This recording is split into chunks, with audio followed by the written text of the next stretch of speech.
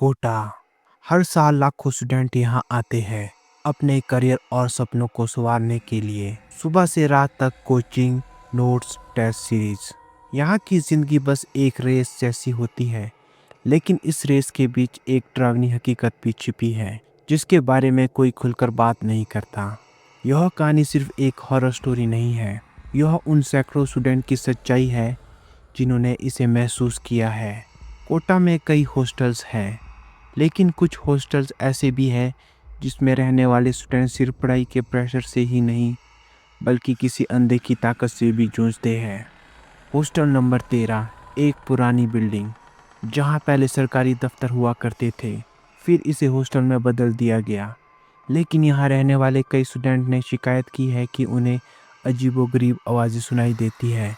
दरवाजे खुद ब खुद खुलते और बंद होते हैं, और सबसे डरावनी बात, रात के अंधेरे में कोई परछाई खिड़की के पास खड़ी रहती है पर हिलती नहीं। 2017 में एक स्टूडेंट अमित इस हॉस्टल में रहने आया था। वह एक साधारण स्टूडेंट था जिसे इन सब अंधविश्वासों में विश्वास नहीं था, लेकिन सिर्फ 3 रातों ने उसकी सोच पूरी तरह बदल दी। क्या यह सिर्फ एक दिमाग का खेल था, या हॉस्टल में ही वाकई कुछ था जो उसे नहीं छोड़ना चाहता था? अगर तुम सोचते हो कि कोटा में डर सिर्फ एग्जाम फेल होने का होता है, तो यह कहानी तुम्हारी सोच बदल सकती है। अमित एक मेडिकल स्टूडेंट था जो कोटा में मेडिकल एंट्रेंस की तैयारी करने आया था। शहर में हजारों स्टूडेंट की भीड़ के कारण उसे हॉस्टल ढूंढने में काफ़ी दिक्कत हो रही थी। वह हॉस्टल ढूंढने कई जगह गया, लेकिन या तो कमरे पहले से ही भरे थे या फिर बजट से बाहर थे। आखिरकार एक एजेंट ने उसे बताया कि हॉस्टल नंबर 13 में एक कमरा खाली है। हॉस्टल पुराना था, सीलन भरी दीवारें और पुरानी लकड़ियों के दरवाजे देखकर ही अंदाज़ा हो गया था कि यह जगह बाकी हॉस्टल जैसी नहीं थी। लेकिन किराया कम था और हॉस्टल कोचिंग से ज़्यादा दूर भी नहीं था, इसलिए अमित ने ज़्यादा सोचे बिना कमरा ले लिया। जैसे ही वह अपने कमरे में दाखिल हुआ, एक अजीब सी गंध महसूस हुई। बासी नमी, बंद कमरे की घुटन, और जैसे कहीं कुछ जला हो। उसने सोचा कि शायद कई दिनों से सफाई नहीं हुई होगी। उसने खिड़की खोलने की कोशिश की, लेकिन वह इतनी जाम हो चुकी थी कि हिल भी नहीं रही थी। कमरे के अंदर अजीब सी नमी थी, जैसे लग रहा था कि यहाँ हवा तक रुकी है। दीवारों पर जगह जगह पानी के धब्बे थे, और लाइट इतनी कम थी कि बिना ट्यूबलाइट जलाए पढ़ाई करना मुश्किल था। अमित को यह सब थोड़ा अजीब ज़रूर लगा, लेकिन उसने इसे नज़रअंदाज कर लिया। उस वक्त उसे बस अपनी पढ़ाई और एग्ज़ाम की टेंशन थी, लेकिन उसे नहीं पता था कि आने वाली रातें उसकी ज़िंदगी की सबसे डरावनी रातें होने वाली थी। अमित के शुरुआती कुछ दिन बिना किसी परेशानी के गुजरे। वह रोज़ सुबह अपनी कोचिंग के लिए निकल जाता, दिन भर क्लासेस अटेंड करता और फिर शाम को थका हारा लौटता। हॉस्टल में लौटने के बाद वह खाना खाता और सीधे अपनी पढ़ाई में जुट जाता। उसकी दिनचर्या तय थी, कोचिंग, सेल्फ स्टडी और फिर सो जाना। कमरा भले ही थोड़ा पुराना और अजीब था, लेकिन अमित को इससे कोई फ़र्क नहीं पड़ता था। वह बस अपनी तैयारी पर ध्यान देना चाहता था, लेकिन उसे इस बात का अंदाज़ा नहीं था कि जिस शांति को वह अपनी सफलता की पहली सीढ़ी मान रहा है, वह धीरे धीरे एक डरावने सन्नाटे में बदलने वाली थी। एक दिन रात के करीब 1 बजे अमित अपने नोट्स लिख रहा था। अचानक टक टक की हल्की सी आवाज़ आई, जैसे किसी ने दरवाजे पर धीरे से दस्तक दी हो।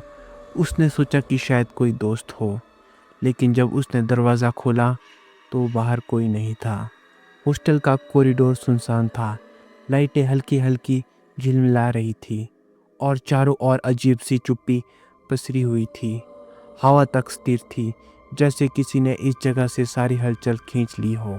कुछ पल खड़े रहने के बाद उसने दरवाज़ा बंद किया और खुद को समझाया कि शायद यह उसका वहम था। लेकिन जब वह बिस्तर पर लेटा तो उसे महसूस हुआ कि कमरे में कोई धीमे धीमे फुसफुसा रहा है। आवाज़ इतनी हल्की थी कि वह समझ नहीं पा रहा था कि क्या कहा जा रहा है, लेकिन इतना साफ था कि यह सिर्फ हवा का बहाव नहीं था।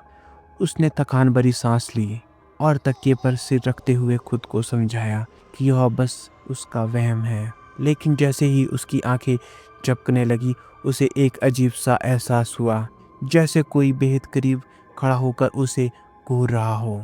दिल की धड़कन अचानक तेज हो गई। उसने हिम्मत जुटाई, धीरे धीरे आंखें खोली, लेकिन कमरे में कुछ नहीं था। फिर भी उस अजीब सी मौजूदगी का एहसास अब भी बना हुआ था, जैसे कोई वहां था, बस दिख नहीं रहा था।